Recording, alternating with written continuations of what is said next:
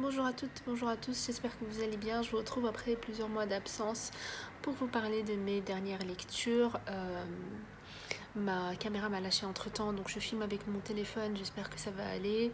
Je le tiens dans ma main, donc j'espère que ça va pas trop bouger, j'espère qu'il n'y aura pas trop de bruit de l'extérieur. Si ça arrive, je m'en excuse.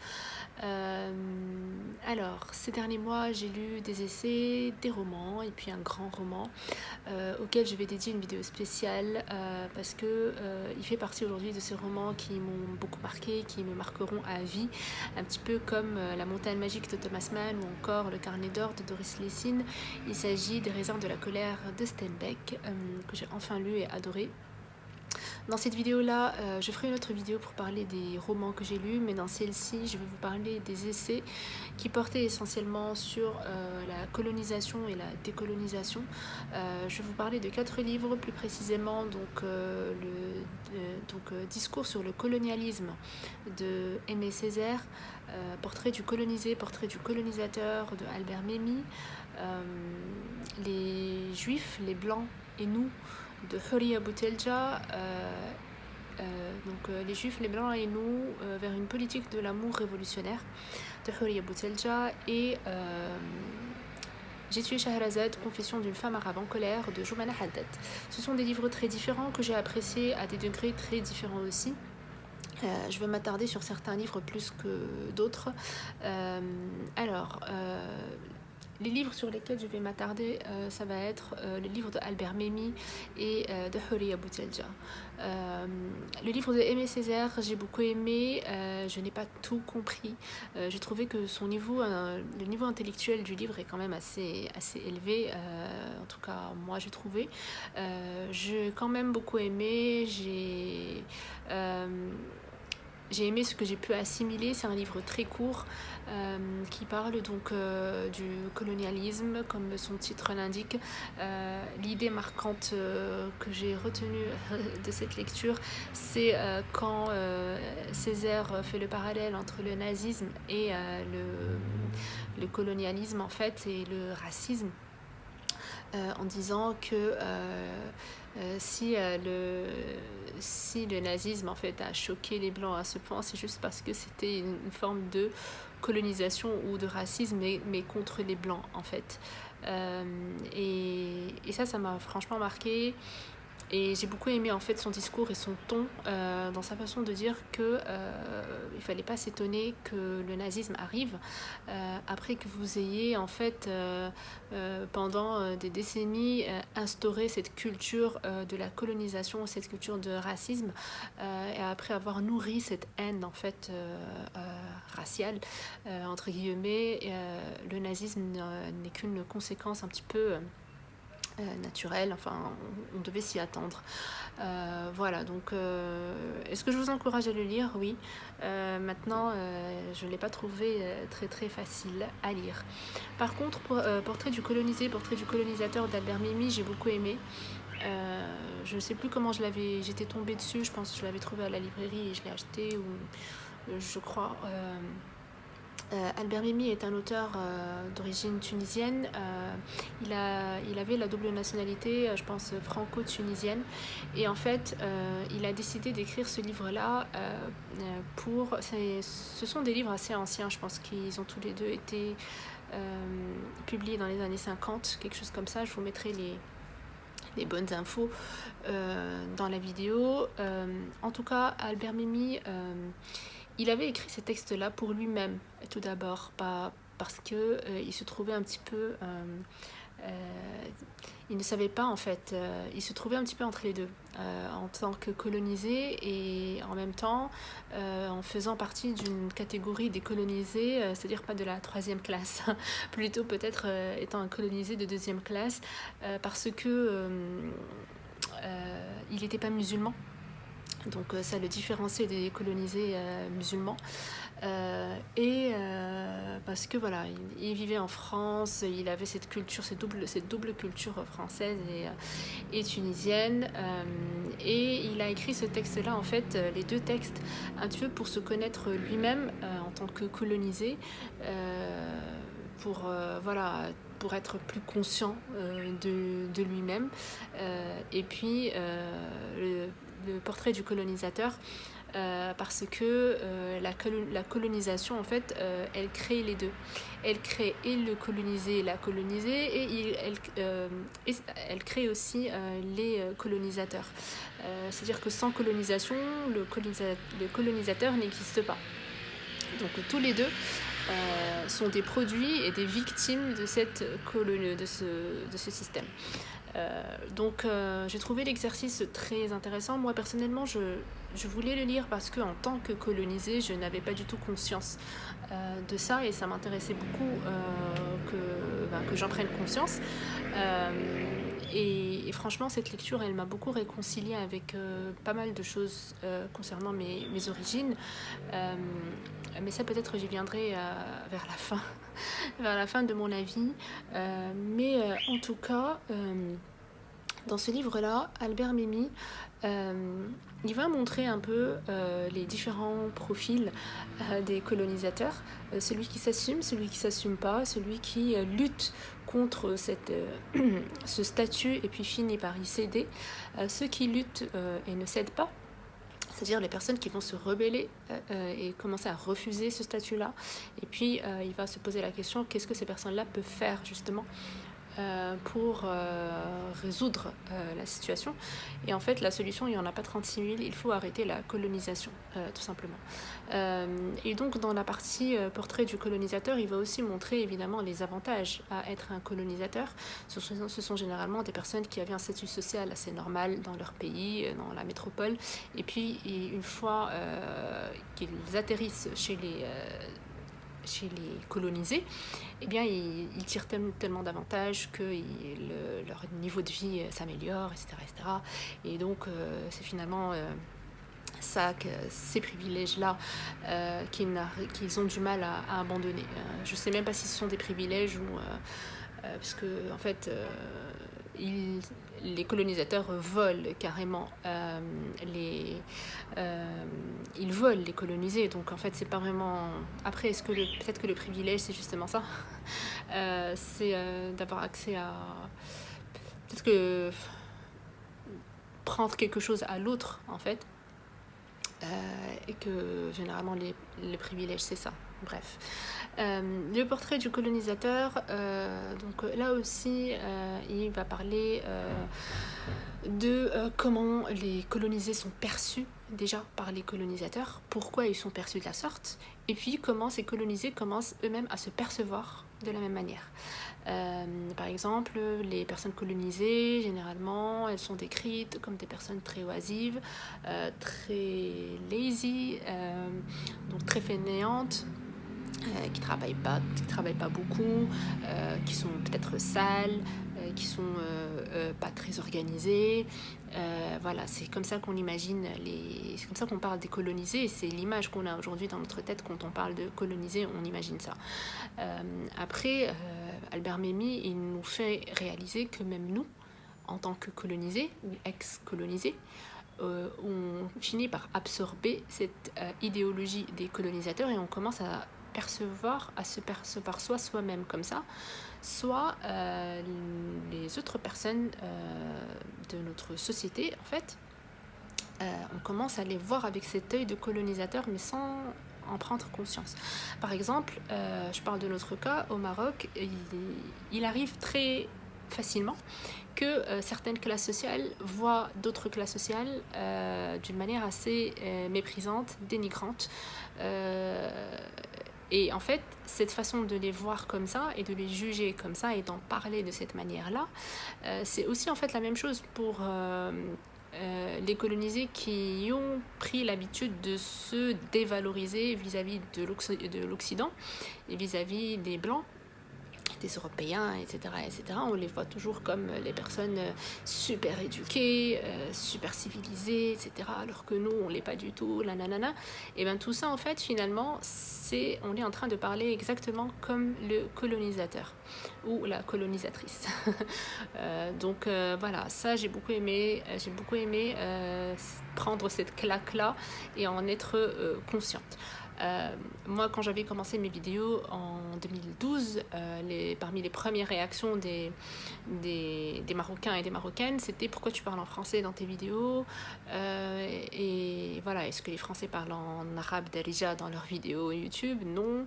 Et en fait, c'était en quelque sorte... parce que j'en parle parce que Albert Memmi, quand il va parler de ses héritages de décolonisation, il va parler de la langue en fait. Il va parler de la langue, on commence à parler la langue du colon, on oublie notre propre langue, notre mémoire s'efface par rapport à notre histoire, on est incapable de citer les noms de certaines personnalités historiques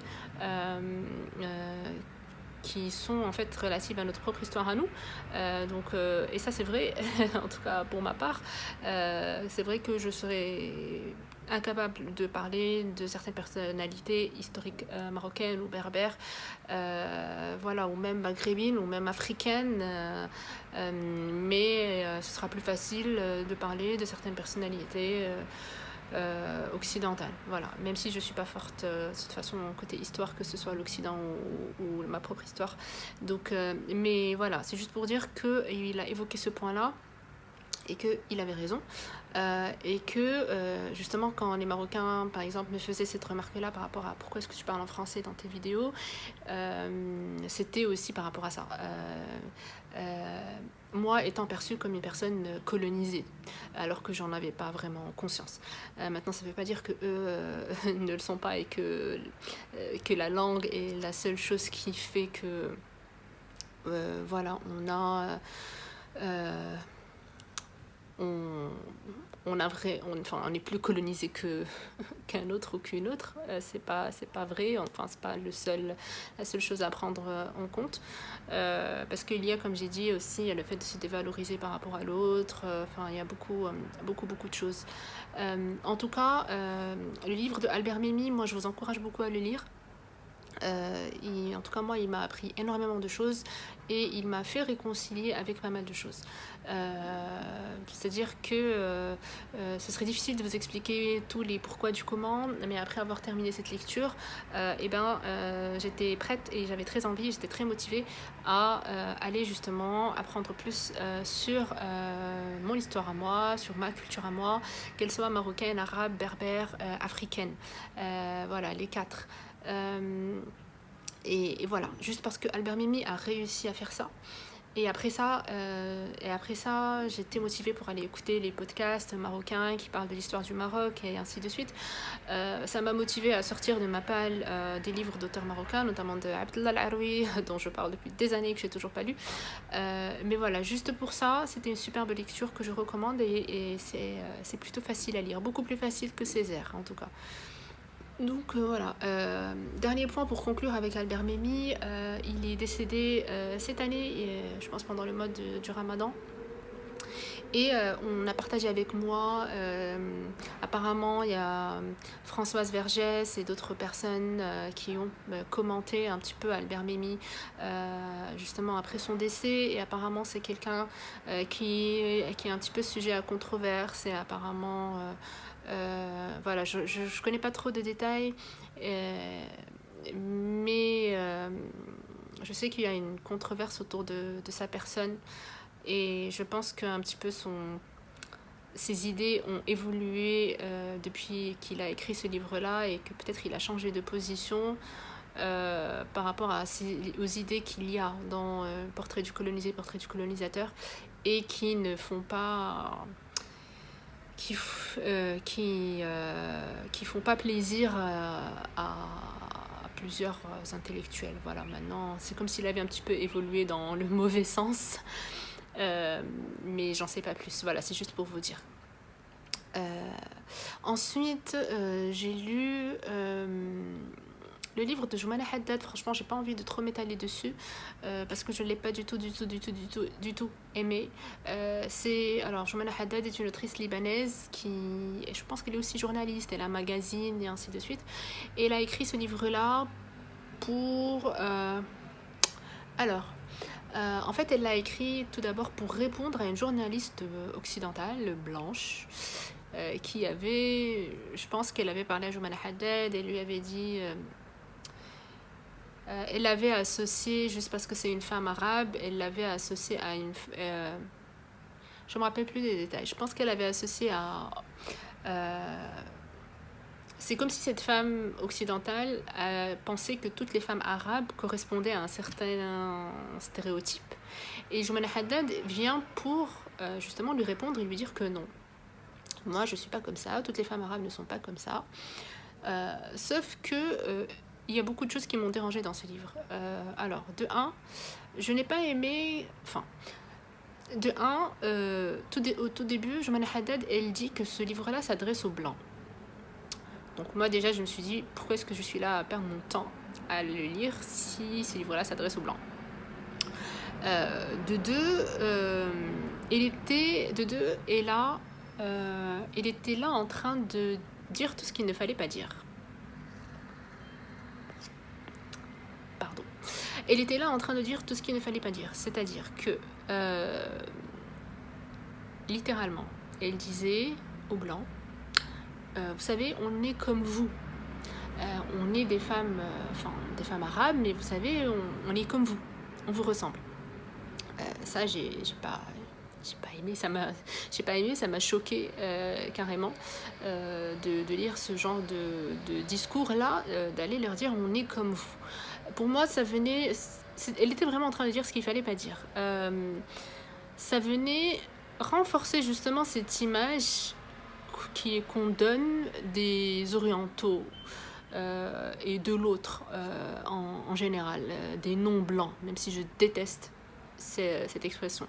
Mais voilà, elle venait justement justifier ça et dire que non, on est comme vous. Ah bon. Et il y a autre chose que j'avais pas aimé, c'est qu'elle disait non, toutes les femmes blanches, toutes les femmes arabes ne sont pas voilées, soumises, donc ça aussi j'ai pas du tout aimé. Parce que en fait ce qu'elle était en train de faire, c'est qu'elle était en train de diviser les femmes et qu'on n'avait pas du tout besoin de ça. Bien au contraire. Donc elle était en train de diviser les femmes voilées, les femmes non voilées. Elle était en plus en train d'associer voile et soumission. Donc franchement il y avait énormément de conneries dans ce livre que j'ai pas du tout aimé. En plus elle l'a écrit, elle avait 40 ans ou 40 ans et plus, donc moi j'étais quand même encore plus choquée. Même si bon, c'est vrai qu'il a été écrit il y a longtemps et qu'on peut dire que le féminisme avant c'était pas comme aujourd'hui, même si le féminisme existe depuis les années 70 d'une manière assez forte quand même. Mais pour moi tout ça ne justifiait pas les bêtises qu'il y avait dans ce livre. Voilà, en tout cas moi je l'ai pas aimé, je le conseille pas du tout.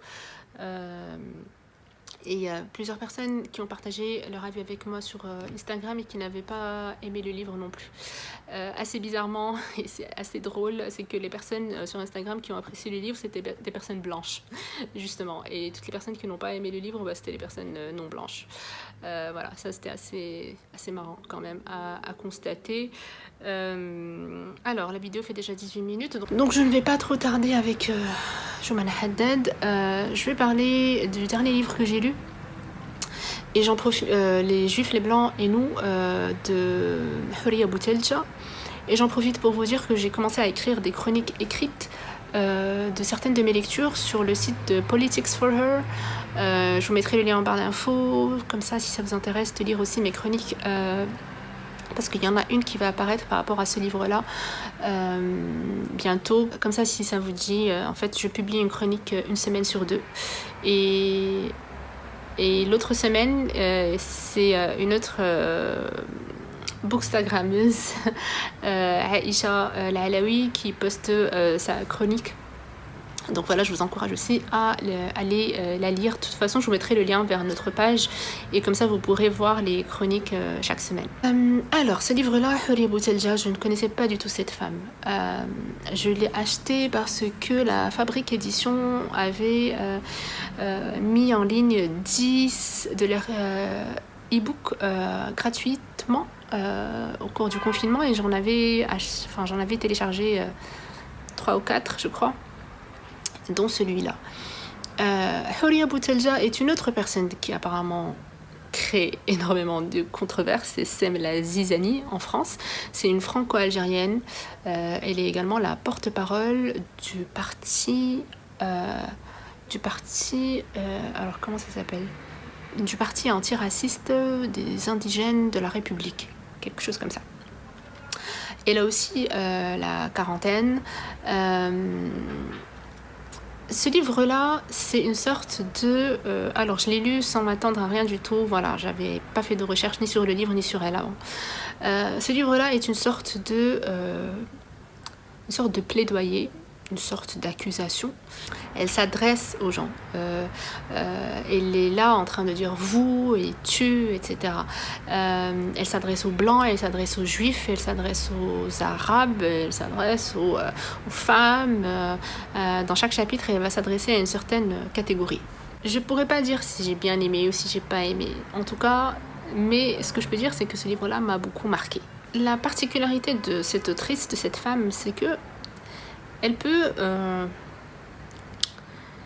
elle est accusée d'être sexiste, elle est accusée d'être antisémite, elle est accusée de beaucoup de choses. Alors que elle, dans ses livres, et je pense que c'est... Enfin, je n'ai pas regardé d'interview avec elle, mais je suppose que si on lui parle, c'est pas du tout comme ça qu'elle va se décrire. Elle va se décrire comme étant féministe, et voilà, comme quelqu'un qui prône l'amour et l'union entre les juifs, les arabes et tout le monde, les blancs et tout le monde. Dans ce livre-là, en fait, le message de Houria Boutelja dans ce livre, c'est que on va arriver, et on est en train d'arriver, ou peut-être on est déjà arrivé, à un stade où ça ne peut plus continuer comme ça. Et pour que ça ne peut plus continuer comme ça, il y a l'oppression contre la pression du Nord, l'oppression et la pression du Nord par rapport au Sud ne peut pas continuer comme ça. Et que c'est soit tout le monde va s'unir derrière des idées décoloniales, soit tout le monde va crever ensemble. Voilà, c'était ça en fait, ce qu'elle essaie de communiquer dans ce livre-là. Moi, ça m'a marqué parce que elle a dit des choses qu'on ne dit pas généralement. Et c'est-à-dire qu'elle a apporté son point de vue de l'histoire avec un grand H, et elle l'a raconté de son point de vue de femme indigène. C'est comme ça qu'elle se définit aussi, comme étant une indigène. Et donc, c'est comme si elle racontait... Donc, déjà, c'est intéressant d'écouter l'histoire racontée de ce point de vue-là. Et en fait, c'est comme si elle venait un petit peu tout inverser. Elle va parler par exemple de son cousin, je crois que c'était son cousin, qui est en Algérie, qui ne connaît pas Hitler. Il ne sait pas qui c'est.